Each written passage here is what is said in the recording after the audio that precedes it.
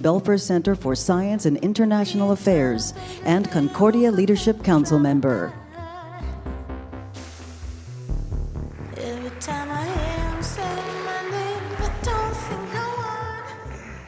Good afternoon, everyone, and welcome, Minister. We're delighted you're here at Concordia.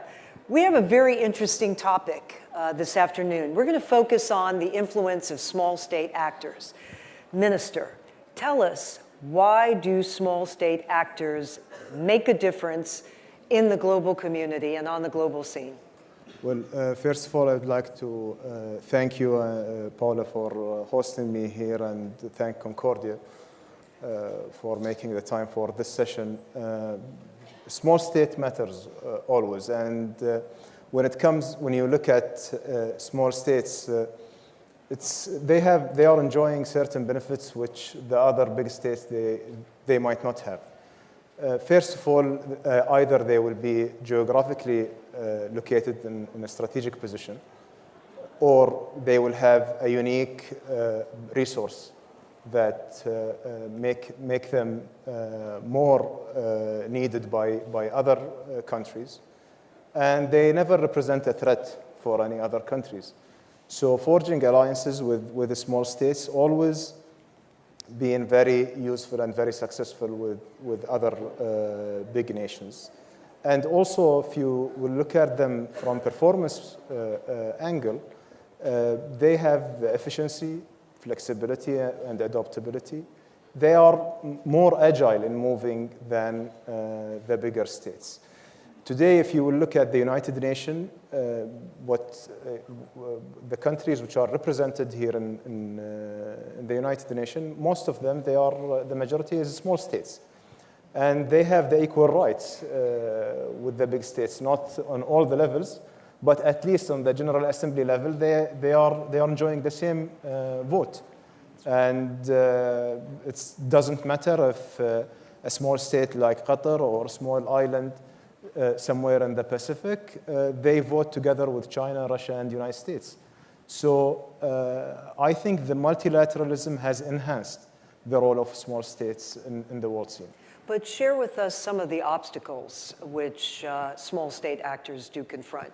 You picked out a setting of the United Nations, equal votes, but what are some of the obstacles that come readily to your mind? Well, normally multilateral mechanisms makes as a safeguard for the small states that protect the rights of small states and safeguard the sovereignty of those small states and making them more, they can contribute much better to the global affairs.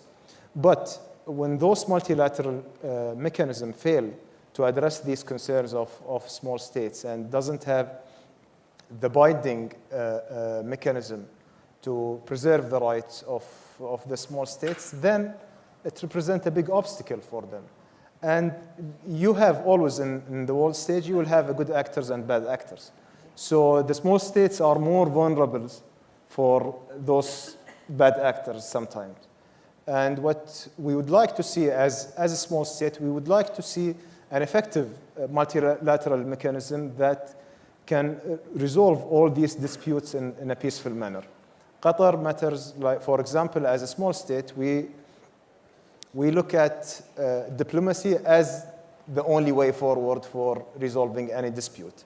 So what happened with our country since 2017, when the blockade was imposed by our neighbors, we didn't see any mechanism, peaceful mechanism that can resolve this issue. And even the GCC, which is considered a multilateral regional mechanism, failed to solve it.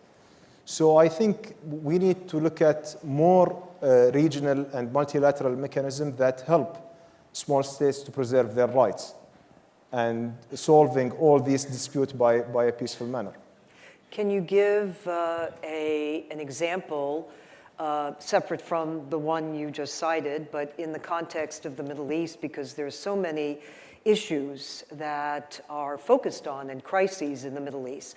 Let's take the issue of Iran, for example, and the various tensions that have been surrounding relations with Iran. How can small state actors be applied to that situation? Well, Iran has a unique position with Qatar because of different circumstances. One is geography, which matters a lot. They are next door neighbor. But another one also, they are like the only link for Qatar to breathe from. This is the only airspace that we can fly over, etc. But even without the current circumstances and without the Gulf crisis, Qatar as a small state never represent a threat for any of the countries. So even if we have differences and disagreement with any country, we still have the relationship. We still have the communication, which is an open channel. So, and as I mentioned at the beginning, when small countries never represent a threat, they can build the bridges between disputed nations. And we proved that this has been a successful path for different conflicts. For example, now if you look at Iran, the dispute between Iran and the United States, Qatar have a strong alliance with the United States and have a normal relation with Iran, and this a good relation. In fact, with all this communication that we have, we are sharing with them the gas field, we are using their airspace, and they opened up their country when our neighbors closed their doors. So I think using the benefit of having a good relation with different parties is very important benefit that only enjoyed by the small states, or more enjoyed by the small states than the others. Let me take you a little bit out of your area, because you mentioned, of course, the GCC, the Gulf states, but let's look at Asia. In Asia, you have ASEAN, and many of the smaller states have banded together economically in this case. Talk a little bit and share with the audience the importance of alliances. I mean, on one hand, there are tensions now that exist within the GCC, as you identified, but on the other hand, there are also real value that comes from that kind of association and network. Well, the alliances are very important for the small states. Any multilateral mechanism for small states matters a lot because it gives it, first of all, a clear principles of cooperation between the neighbors and the region. It gives it an access to a common market, which is something missing in the small states. And, you know, for example, if you look at the ASEAN as a bloc, they represent a market for almost 600 million population, which is quite significant. And if you look at specific states within ASEAN, for example, Singapore, which proved to be a successful small state model, their population I think is almost 5 million people over there. So it can leverage the benefit for the small states. If you look at our region, for example, GCC, and this mechanism maybe now failed in addressing the issue, but why don't we look at the bigger picture? If we have a common market within our region, and not just, I'm not talking about GCC only, but GCC, Iran, one day all these issues will be resolved, Pakistan, all of these countries in our region are in very close proximity, and the transportation now between all the countries has become much easier than before. It will multiply the market of the Gulf, of the current GCC market, 4 or 5 times at least. So I think there is a great benefit in regional mechanisms. EU, they started the whole concept of the EU at a cooperation, a principle of cooperation, a principle of common market, and now they are 28 countries, and I hope they stay strong alliance, especially after now the debate about the Brexit. But EU is proved that is a successful example after what happened in the Second World War. So I think there are a lot of good examples that we can draw on in regional cooperation, and I believe one day this will be realized in our region.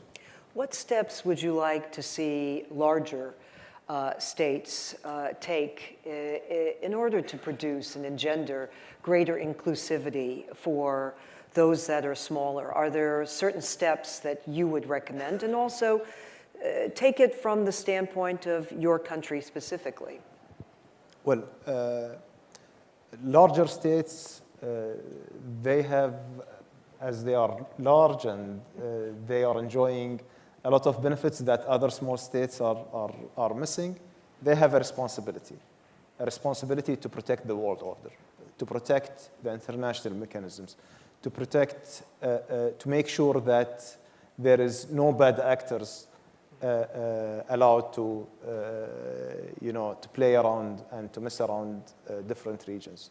So I think it's very important to have the larger states becoming more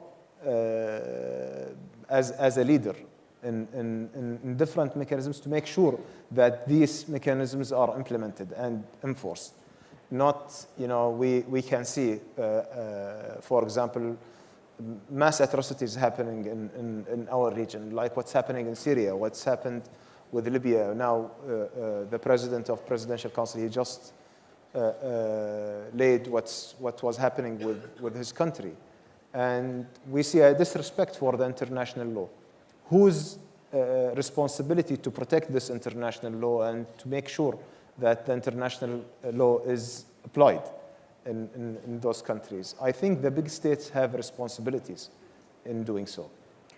Let me also just take this one step further, and that is, you have an audience that has come here that represents public-private partnerships, some former government members, non-governmental organizations, the business community. So in that context, what would be your message to them, as we'll be closing our session shortly? What is your message? And also, what is it that they need to keep in mind relevant to this key issue? Because it's uppermost in your mind as foreign minister and from where you're sitting. Well, I think, first of all, we need to protect multilateralism. We need to make sure that it's enforced and has a binding mechanisms.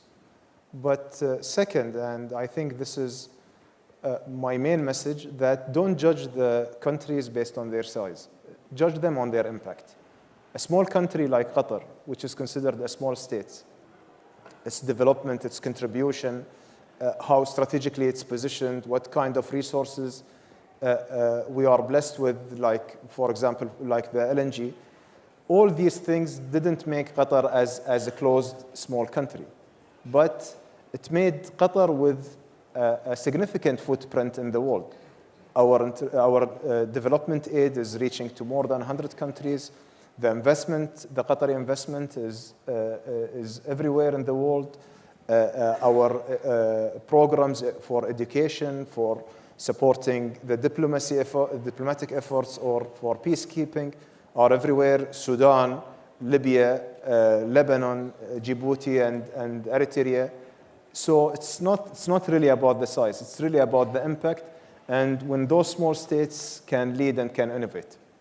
And with the United Nations General Assembly going on, is that one of the core issues or on your agenda? Well, it has been always on our agenda that we need to focus on serving for the good of the globe. That whether it's by providing development aid or providing health care for people who doesn't have an access to health care, or education for people who are not enjoying the same access, and to stop the mass atrocities that are happening in our region.